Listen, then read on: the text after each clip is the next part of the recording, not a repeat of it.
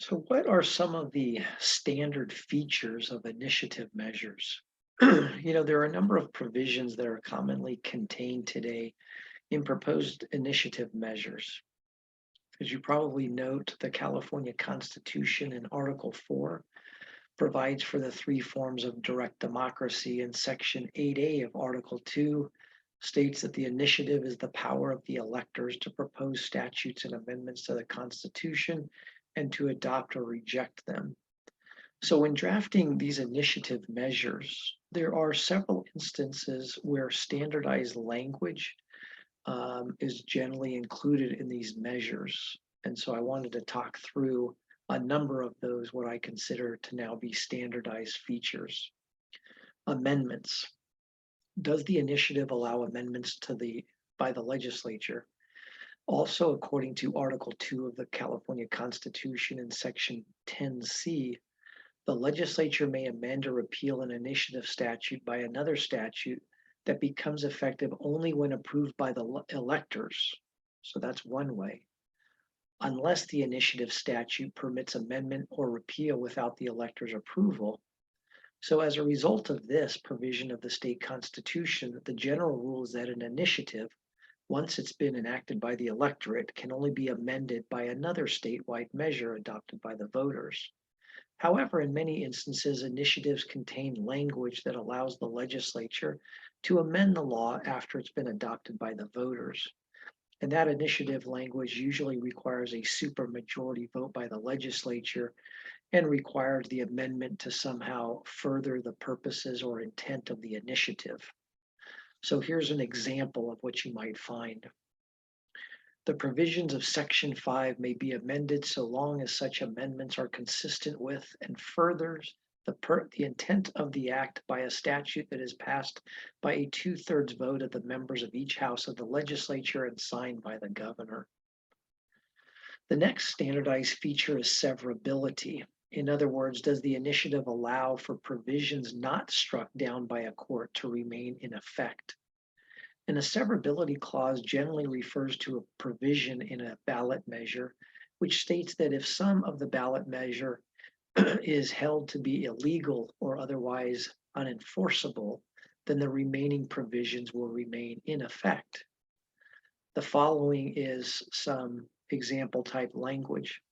The provisions of this act are severable if any portion, section, subdivision, paragraph, clause, etc., of this act is for any reason held to be invalid by a decision of any court of competent jurisdiction. That decision shall not affect the validity of the remaining portions of this act. Some recent ballot measures I've noticed even include language like this. The people of the state of California hereby declare that they would have adopted this act in each and every portion, section, subdivision, paragraph, clause, etc., not declared invalid or unconstitutional without regard to whether any portion of this act or application thereof would be subsequently declared invalid. Another more recent standardized feature is what I call the defense of the initiative. In other words, does the initiative allow the proponents or a third party to defend the measure's validity or constitutionality if it were to be challenged in court? So generally laws, including initiative measures adopted by the people, are usually defended by the Attorney General. However, there has been some occasions where the AG has chosen not to defend the measure in a court of law. And so this type of standardized provision in an initiative is intended to grant legal standing to the proponents of the ballot measure to defend it where the Attorney General chooses not to do so. The California Supreme Court has issued a decision regarding standing to defend a ballot measure's legal validity.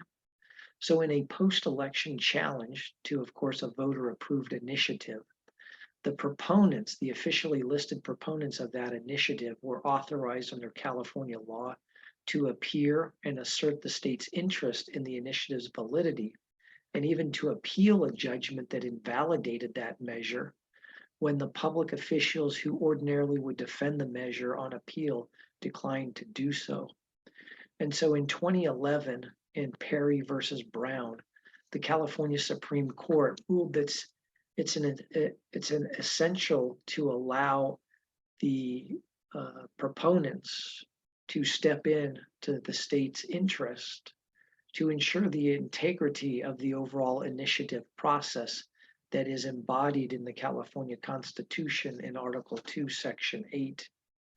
And so someone should be allowed to assert the state's interest in an initiative's validity acting on behalf of the people when the public officials, like the Attorney General, who normally would assert that interest, have declined to do so.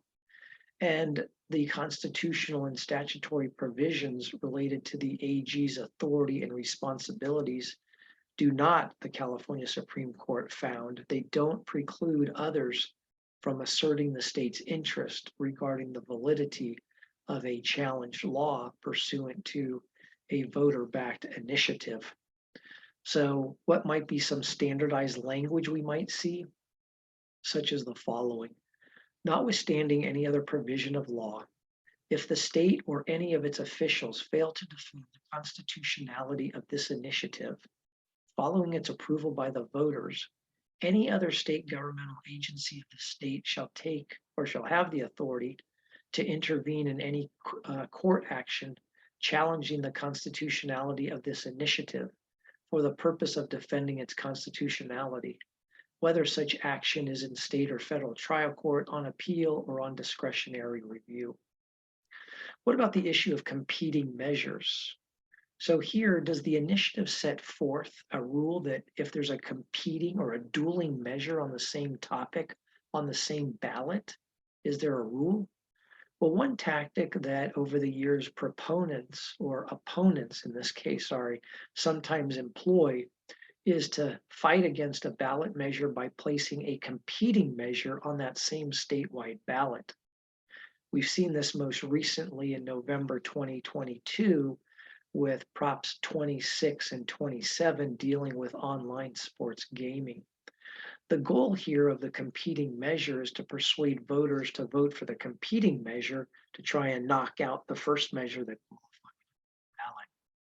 In turning to Article 2, Section 10B of the California Constitution, it provides, if provisions of two or more measures approved at the same election conflict, the provisions of the measure receiving the highest number of affirmative votes shall prevail. So because of this rule, initiative proponents often specify that their measure, if it conflicts with any other measure, but theirs receives more votes in favor of it, then they basically want to ensure that the other measure in its entirety, not portions of it, in its entirety, do not take effect. And so what we've seen is the following language as a possible exemption. In the event that this initiative and another measure addressing this topic appear on the same statewide ballot, the provisions of the other measure shall be deemed to conflict with this measure. In the event that this initiative receives a greater number of affirmative votes than a measure deemed to conflict with it, the provisions of this initiative shall prevail in their entirety, and the other measure shall be null and void.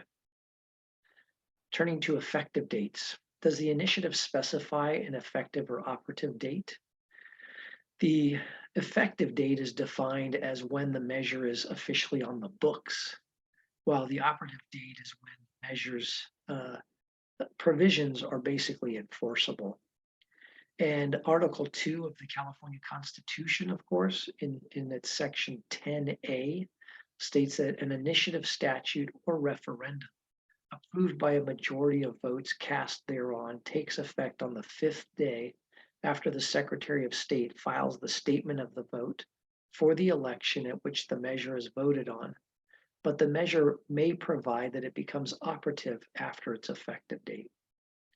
So the following that I'll mention could be an example of initiative language concerning the effective versus operative date. This act shall take effect upon approval by the voters as provided in Article 2, Section 10 of the California Constitution. You could have other provisions that might say, the provisions of this act shall apply in any action that has not been resolved by way of a final settlement, judgment, or arbitration award as of the effective date of this act, provided that Section 2 of this act shall apply prospectively to cases filed 90 days or more after this act takes effect. The last sort of standardized feature in my mind of initiatives is how to construe the measure. And so here we ask, does the initiative provide any sort of rule in its language for the courts to follow in construing the initiative's provisions? And on occasion, an initiative measure provides specific statutory interpretation guidance to the courts. The most common one is the following. This initiative shall be liberally construed to effectuate its purposes. Now, while initiatives don't have to contain any or all of these provisions, I think they've become far more common and standardized in ballot initiatives in the state of California. And so proponents of a measure should definitely study the relevant law in each of these areas and determine whether their proposed initiative is going to include one or more of these provisions.